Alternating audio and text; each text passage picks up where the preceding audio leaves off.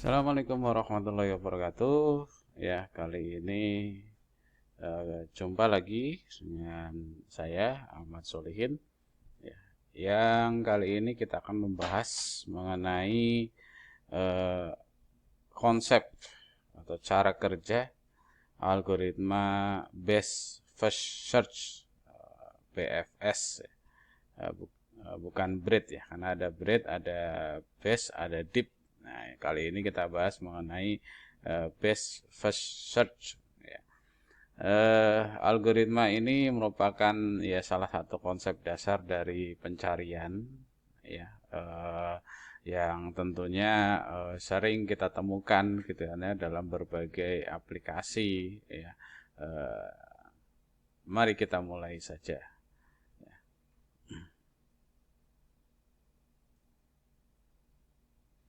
Ya, yang pertama best first search ini merupakan salah satu algoritma pencarian terbimbing namanya. Nah, ya, pencarian itu sebenarnya ada dua, ada yang terbimbing, ada yang tidak terbimbing ya. Atau dalam istilah bahasa Inggrisnya atau umumnya itu ada informed search atau heuristic search ya. Dan nanti ada uninformed search.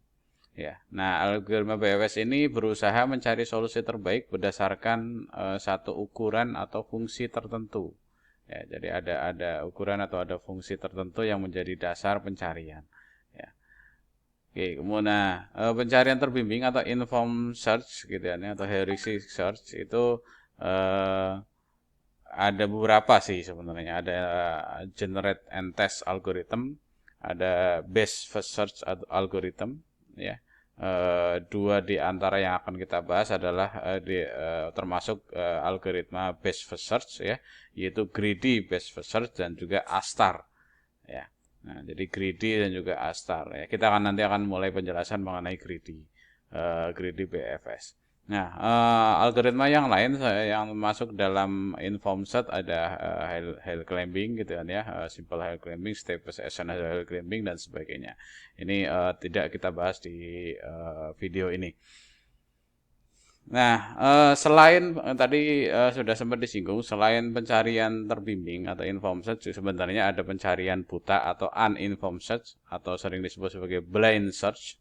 Ya, dua algoritma yang masuk dalam pencarian buta adalah breadth first search dan juga deep first search ya. Ini biasanya dipakai untuk penelusuran data ya, penelusuran data ada yang sifatnya deep, ada yang sifatnya breadth ya. Ini sudah dibahas di video-video saya sebelumnya. Baik, nah sebelum kita membahas mengenai algoritma BFS-nya itu sendiri, ya kita awali dengan penyelesaian satu masalah, yaitu harus diawali dengan mendefinisikan masalah yang tepat. Ya, pendefinisian ini mencakup spesifikasi yang tepat mengenai keadaan awal dan solusi yang diharapkan. Jadi sebelum melakukan pencarian, menerapkan algoritma, kita harus tahu dulu, gitu kan ya, kondisi kita ada di mana, ya, kemudian solusi yang diharapkan atau tujuan kita itu kemana, gitu kan ya. Sama seperti kita mau lomba lari, start dan finishnya juga harus jelas. Kalau start dan finishnya nggak jelas, ya nanti larinya tidak akan punya arah, jadi nggak tentu arah, bisa jadi nggak selesai, gitu kan ya, karena tidak jelas kondisi awal dan juga akhirnya. Kemudian yang kedua, masalah dapat didefinisikan secara formal dengan 5 komponen. Ini dalam konsep algoritma pencarian atau penyelesaian masalah itu permasalahan bisa di breakdown, dibagi menjadi 4 atau 5 komponen ya. Yang pertama adalah initial state atau keadaan awal, kondisi saat ini, kondisi awal. Kemudian yang kedua ada action description atau deskripsi aksi.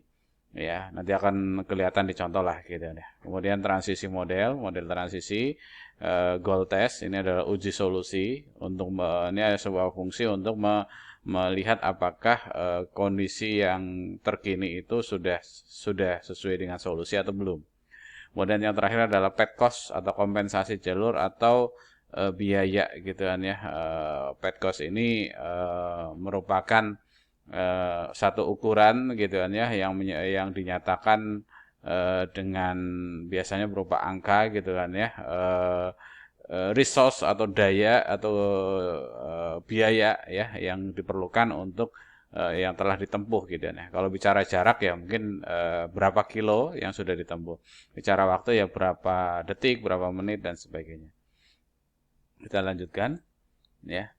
Nah, ini contoh ya, contoh pendefinisian ruang masalah. Misalnya ini ada sebuah peta gitu kan ya. Nah, katakanlah initial state-nya, misalnya kondisi saat ini itu kita sedang berada di Semarang. Oke, kita sedang berada di Semarang. Kemudian nanti action description-nya, oh ya dari Semarang ini bisa ke Demak, bisa ke Kudus, bisa ke Salatiga, bisa ke Purwodadi dan sebagainya gitu kan ya. Jadi itu action description, go to mana gitu kan ya. Kemudian transition model ini merupakan sebuah persamaan atau fungsi lah gitu kan ya yang melibatkan tadi ya kondisi awal dan juga akhir ya. Hasil atau result dari kalau dari S dari start state ke A dikenai action description, maka hasilnya gimana gitu kan ya. Contoh misalnya go Kendal ya, dari Semarang ke Kendal ya nanti dia hasilnya adalah berada di Kendal gitu ya. Nah, kemudian goal test ini adalah fungsi yang tadi dibilang bahwa apakah ini sudah berada di tempat tujuan atau belum ya. Nah, path cost ini ya berupa jarak ya. Kalau di pemetaan seperti ini ya biasanya berupa jarak. Kita lanjutkan. Nah, setelah secara naratif permasalahan itu didefinisikan, ya kita bisa representasikan ruang keadaan atau masalah itu dalam bentuk salah satunya adalah graf. Ya, jadi kita bisa representasikan dalam bentuk graf seperti ini, ya, di mana setiap node itu biasanya mewakili titik-titik ya. Setiap node ini adalah titik dari katakanlah kalau ini berupa kotak seperti tadi ya, ini titik-titik kotak, ini node. Dan angka-angka ini ya mewakili cost tadi gitu ya, path cost-nya. Dan tanda panah ini adalah arah ya yang bisa ditempuh. Dari M ke A ini bisa ditempuh, tapi dari A ke M ini tidak bisa ditempuh dan seterusnya. Ya, selain itu bisa juga pakai tree ya, representasinya ruang keadaan pakai tree. Nah, dalam video ini kita akan membahasnya menggunakan representasi dalam bentuk graf gitu kan ya. Ya, contoh misalnya jika node awalnya M tujuannya adalah T, maka bisa jadi ada beberapa kemungkinan jalur yang bisa ditempuh. Mau pakai graf atau tree, ya jawabannya sama. Ya, M menuju T, ya. Jadi M bisa lewat M, A, B, C, E, H, T atau M, A, B, C, E, T dan seterusnya gitu kan ya. Kalau kita hitung ada sekitar 4 kemungkinan ya. Dengan tree juga sama ya, pasti M, D ada kemungkinan ke sana ya, M, D, C, E, H, T dan seterusnya ya. Ini ada beberapa kemungkinan gitu kan ya jalur yang bisa ditempuh. Nah, sekarang kita mulai masuk ke algoritma BFS-nya atau Best First Search ya.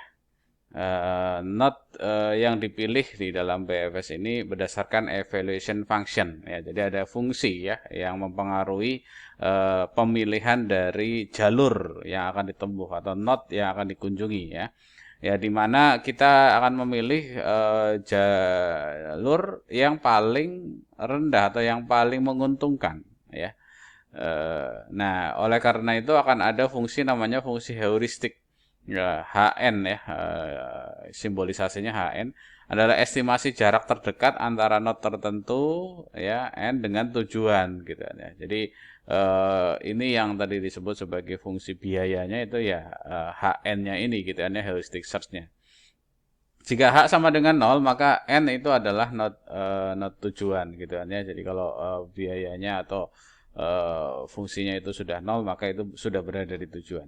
Ya, kita akan bahas di contoh nanti akan lebih detail. Nah, kalau dalam greedy BFS ya, ini fungsinya sederhana di mana Fn sama dengan Hn. Ya, tapi kalau dalam astars itu nanti ada tambahan Fn sama dengan Hn plus Gn ya. Ini nanti akan lebih jelas di contoh saya yakin ya. Nah, contoh ya, ini contoh kasus yang di buku-buku textbook ya. terkait dengan penjelasan algoritma pencarian biasanya menggunakan contoh ini ya, ini contoh umum ya, dimana ini kasus Rumanian route finding ya. Jadi ini kondisi kota-kota di kota Roma di sana gitu kan ya. Ya, dengan jarak berapa kilo antar kota ini gitu kan ya. Oke. Ini kasus yang akan kita bahas. Nah, contoh lah misalnya kita diminta untuk mencari jalur terpendek gitu kan ya antara Arad ke Bukares gitu kan ya, dari Arad ke Bukares ya. Kalau kita bisa lihat secara visual ya, karena kita makhluk rata-rata ya makhluk visual ya, maka ya kita akan cenderung untuk oh ya lurus saja ke sini gitu. Ya, lurus saja ke sini gitu kan ya. Nah, namun algoritma atau komputer kan tidak bisa seperti itu ya. Dia harus mengkalkulasi segala kemungkinan yang bisa ditempuh untuk menuju ke Bukares gitu ya. Nah, dan itu bisa jadi tidak ke sini langsung gitu ya, tapi dia ada perhitungan-perhitungan tertentu. Itu yang akan kita bahas. Oke, ya kita pertama pakai algoritma greedy BFS ya. Jadi karena tadi tujuannya adalah ke Bukares dan juga initial state-nya atau awalnya adalah ke Arad, maka pada saat kita berada di Arad gitu kan ya base maka path cost-nya masih 0 di sini ya. Path cost-nya masih 0. Nah, cuman belum nyampe tujuan. Ya, jadi initial state ya. Pertama initial state-nya Arad ya. Oke, kemudian yang kedua, nah dari Arad ini ada dua kemungkinan gitu kan ya. Bisa ke Zerin, bisa ke Sibiu, bisa ke Timisoara. Ya, yang masing-masing punya cost-nya, path cost-nya. Ya. Kalau ke Zerin itu 75 ya, 75, ke Sibiu 140, ke Timisoara 118. Nah, dari sini kita pilih yang terbaik ya. Kita pilih yang terpendek ya.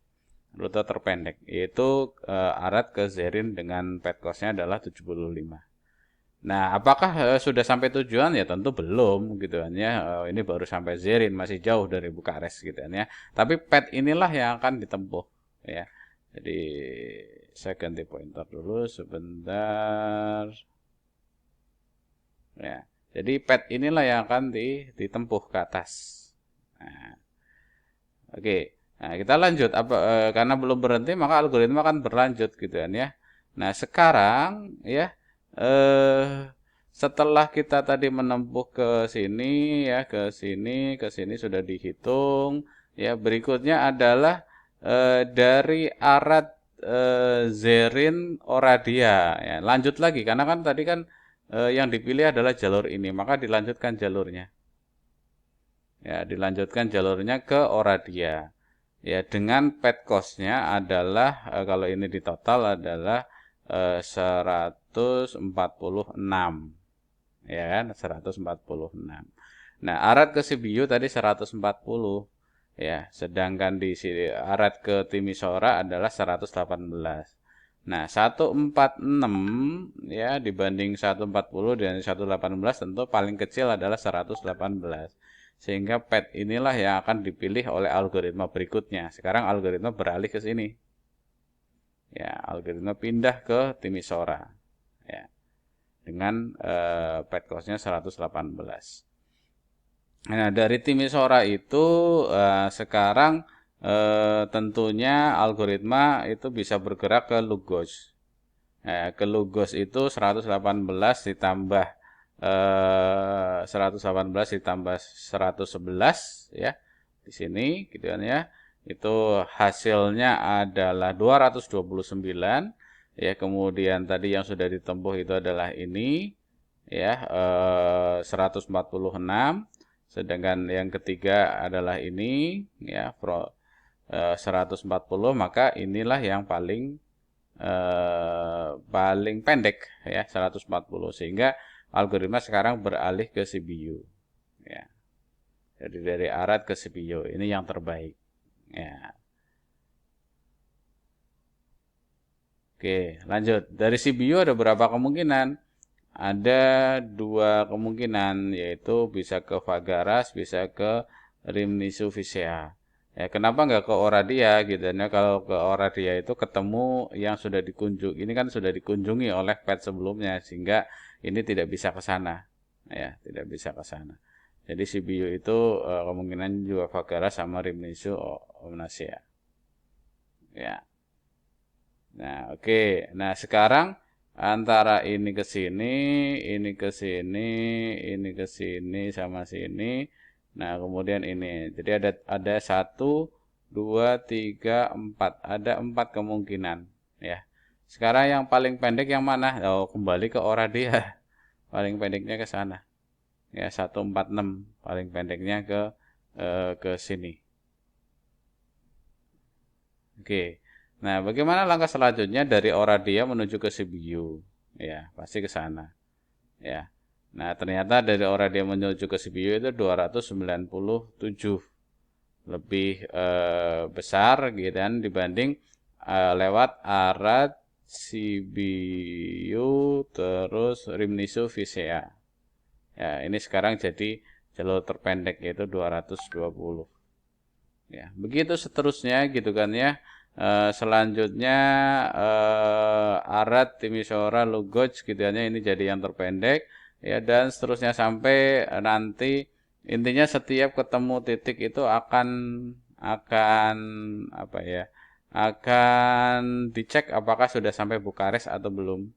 Ya, begitu seterusnya nanti teman-teman semua bisa mengikuti alur algoritma ini dengan pelan-pelan gitu ya, bisa diulang-ulang ya hingga nanti. Nah, ini menarik nih ya. Pada satu titik gitu kan ya, itu ada 5 kemungkinan. Jadi Arad, Zerin, Oradea, terus Sibiu ya. Itu adalah 297, terus juga ada Arad, Sibiu, Fagaras ya, dan juga ke Bukares ya. Ini kemungkinan kedua. Kemungkinan ketiga adalah Arad, Sibiu, Rhymneysu Visea, Vitesti, dan sampai sini ya. Nah, dan seterusnya gitu ya. Ini ada 5 kemungkinan. Nah, di sini sudah ada yang mencapai Bukares. Ya, yaitu Arad, Sibiu, Fagaras, Bukares. Nah, namun ya walaupun sudah mencapai Bukares, tapi ini bukan jalur terpendek di antara yang lain, sehingga pencarian itu tidak berhenti di sini. Ya, sudah mencapai tujuan, tapi belum bisa dihentikan. Kenapa? Karena dia bukan jalur terpendek. Jadi selalu algoritma mencari jalur yang terpendek atau path cost yang paling kecil. Ya. Nah, sehingga pencarian masih berlanjut gitu kan ya. Ya, berlanjut terus seperti tadi alur yang sebelumnya hingga nanti pada akhirnya ketemu jalur terpendeknya ya. Ini masih beberapa langkah lagi ya. Ada naik ke atas, naik ke bawah, ada banyak kemungkinan gitu kan ya. Hingga sorry sebelum ini. Nah, hingga ketemu pet cost terakhir ya, yang ternyata paling pendek itu adalah dari Arad, Sibiu, Rhymneysu Visea, Vitesti, hingga terakhir Bukares. Ya, jadi ternyata lewat bawah di sini, lewat tengah. Ya, bukan lewat atas atau bukan lewat bawah. Ini dengan pet cost-nya adalah 418. Ya. Oke, nah itu greedy bait first search ya. Kalau dilihat dari langkahnya, terlihat bahwa langkah tersebut cukup panjang ya. Ini tentunya akan membutuhkan waktu yang cukup lama untuk menemukan tujuan. Ya, tadi ibaratnya sudah hampir menemukan tujuan, tapi harus dicari lagi karena dia akan memikirkan atau mempertimbangkan ada kemungkinan jalur yang lain yang lebih baik atau tidak gitu ya. Itu maka disebut sebagai greedy. Dia akan hampir kunjungi semua node gitu ya untuk mencari jalur yang terbaik. Oke, itu terkait dengan greedy based search. Ya, selanjutnya algoritma Astar. Algoritma Astar ini merupakan ya boleh dibilang perbaikan dari algoritma greedy BFS tadi. Ya, di mana fungsinya bukan cuman HN ya, bukan cuman berapa cost atau berapa jarak yang sudah ditempuh, tapi juga estimasi jarak ke tujuan. Ya, ini untuk memastikan ya bahwa eh, kita sudah berada di arah yang benar. Gitu. Ya. Jadi diestimasikan juga jarak dengan tujuannya, gitu ya. Jadi ada fungsi biaya, kemudian kalau HN ini biaya yang sudah ditempuh, sedangkan GN ini adalah estimasi biaya menuju tujuan. Biaya dalam kaitannya dengan peta tadi ya jarak. Ya, kita lihat kembali gitu ya, nah, kasus Rumanian ini gitu ya, bahwa ini adalah jarak, kemudian yang sebelah kanan di sini ini adalah berapa jarak ke Bukares gitu ya, dari kota tertentu. Misalnya dari Arad ke Bukares itu ternyata diestimasikan 366 ya. Dari misalnya Fagaras ke Bukares mana Fagares? Ya, Fagaras ke Bukares itu diestimasikan 178. Ini kan estimasi ya, ini estimasi. Jadi kalau yang ini real, ya yang ini estimasi.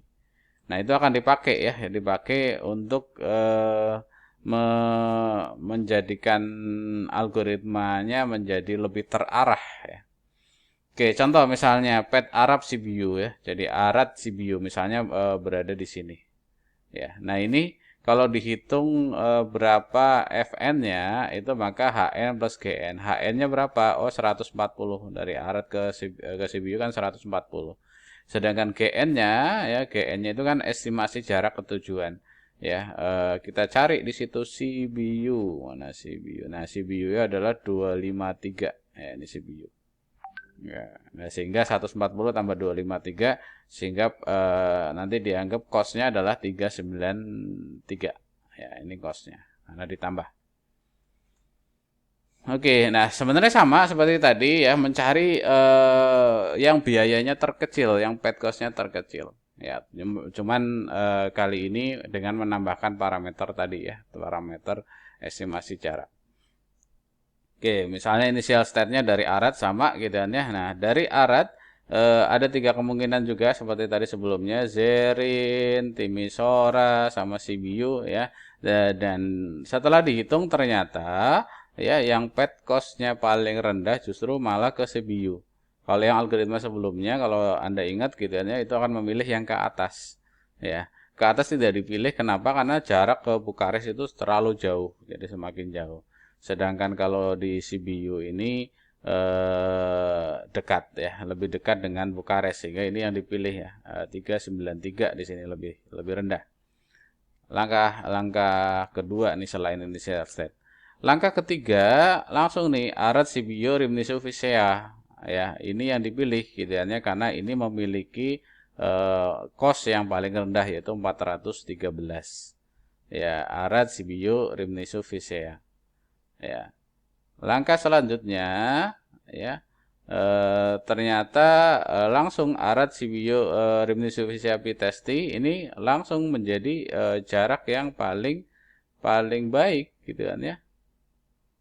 Ya, karena dia punya pet cost-nya dalam 415. Ya.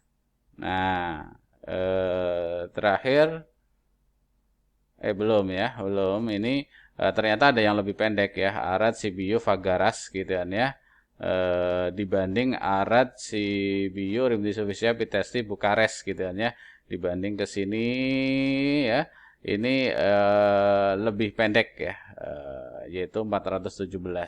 Ya, namun demikian ini juga masih belum berhenti ya. Pada saat ditambah dengan ini, itu akan menjadi lebih panjang nanti gitu kan ya. Nah, sehingga yang terakhir menang ya sama seperti tadi hasilnya adalah melewati Arad, Sibiu, Rimni Sufisia, Bitesti dan terakhir Bukares. Ya. Ini kalau dibandingkan dengan algoritma yang sebelumnya, Greedy Bait First Search gitu kan ya, maka ini jauh lebih singkat gitu kan ya, langkahnya tidak banyak gitu kan ya dibanding algoritma yang sebelumnya. Ya, algoritma Astar dapat menemukan tujuan lebih cepat dibanding Greedy BFS. Ya. Oke, saya kira itu gitu kan ya, mudah-mudahan bisa memberikan gambaran mengenai algoritma pencarian Greedy, BFS dan juga A star ya. Nah, ini ada perbandingan antara greedy best first search dengan greedy BFS untuk menemukan tujuan. Ya, Anda bisa klik atau bisa berkunjung ke website ini ya untuk melakukan perbandingan itu. Nah, ini perbandingan sekarang breadth first search, greedy BFS dengan Astar. Ya, ini kita bisa klik gitu kan ya, dan juga bisa lihat hasil perbandingannya seperti apa. Ya, tentunya dengan Astar nanti ini lebih cepat ya. Teorinya kan begitu seperti tadi sudah didemonstrasikan.